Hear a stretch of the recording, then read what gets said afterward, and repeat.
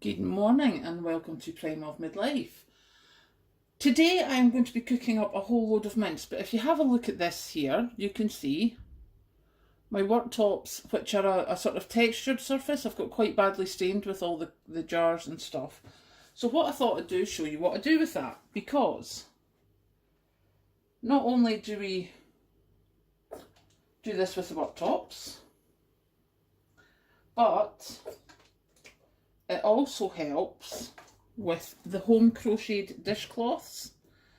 Now, this is actually a dishcloth that's just out of the washing machine. I think I probably washed the floor with that. And what we do, because the actual stuff itself, the dishcloth yarn is still perfectly alright. So what we do is we use it to spread the bleach out on the surface, so that the area we want covered is all covered, like that mark there. Obviously trying to keep everything away from our clothing because nobody wants bleach on their clothing. But I do want my worktops to actually look kind of half decent. So there we go. So then you just dip that in.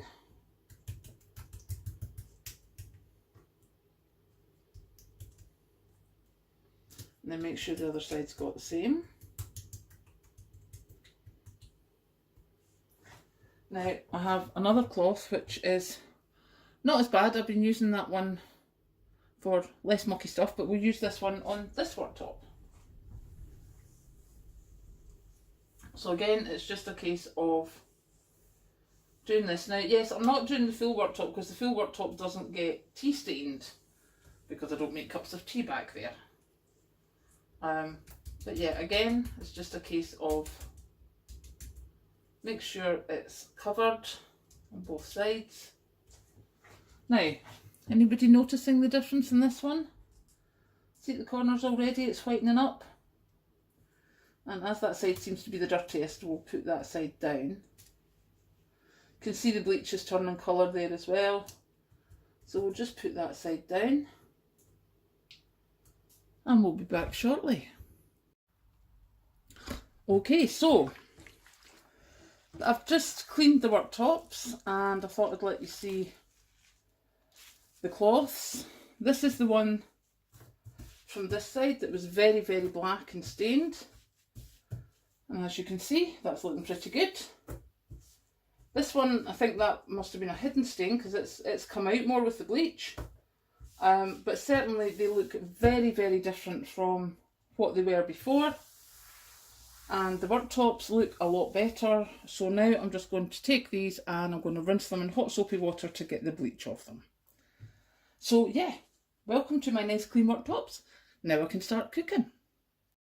So next on the list today is carrots. As you know, I have the packet there that I got earlier in the week. And I have to say, it's all very well saying that you should home cook and, you know, like raw carrots are cheaper. That took me a good 5 minutes to peel those carrots. And this is just enough for Patrick and I. Well, maybe a couple more, but, you know, it's probably going to be enough for Patrick and I, or maybe 3 or 4, I don't know. But that took me 5 minutes to peel them. Now I'm standing chopping them. And then, obviously, they're going to need cooked. Compared to throwing some frozen carrots out of a bag into a pot, this takes an awful lot longer. And I have to say that if I was coming in from work after doing a 9-hour shift, I'm not looking to be doing this.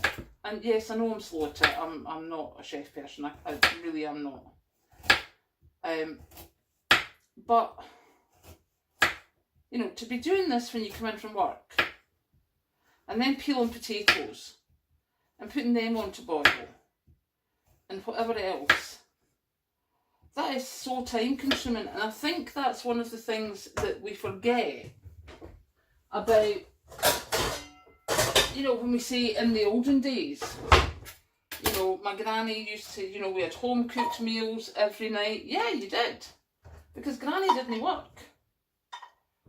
But now, pretty much everybody in the family has to work. There isn't anyone at home in an awful lot of cases, I mean, even if you've got young kids, they go into nursery quite early, which they never used to do. Because mum has to go out to work to pay for the rent or the mortgage. Because, let's be honest, up until that stupid mini budget thing where the interest rates went up, most of the time rent was actually higher than a mortgage. And, do you know, I'm standing here thinking, right, I'll do the carrots because that'll be good, and I'm cooking mince, so we'll have mince and potatoes and carrots tonight. And I was standing peeling the carrots, and I objected strongly to the amount of time it took. I have other things to do today. I have washing to do. I have washing to put away. I have stuff to get ready. I've got the bed to change. I've got all that to do today because I am working tomorrow again.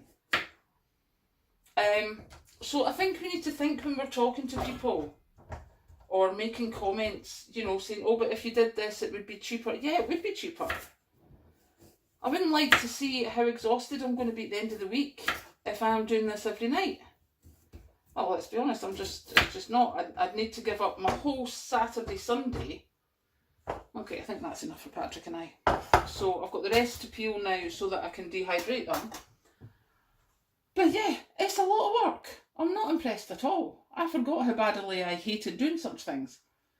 But yeah, I think when we think about these meals, we've got to think of the prep time as well. And remember, if someone's working or looking after family, looking after someone who's disabled, looking after someone who's ill, you know, just looking after anyone, time is costing us so much. And we just don't have as much of it as we used to. So yeah, as you know, I've done the worktops. Now I've done the carrots. Now I'm going to stop and have breakfast. Catch you later. Okay, so we have the rest of the carrots chopped. You do not want to know how much I am pouting about how much time that took me. I am so cross. Now, because I'm dehydrating the carrots, it is much better to blanch them first. However, I am not putting a burner on the cooker for this. So I'm just going to pop some boiling water in there and stick them in the microwave. And there we go, microwave for 4 minutes. As you can see, I have my bread out of the freezer. That's for my sandwiches this week at work. And I still have my nice clean countertops. So yeah, we shall be back.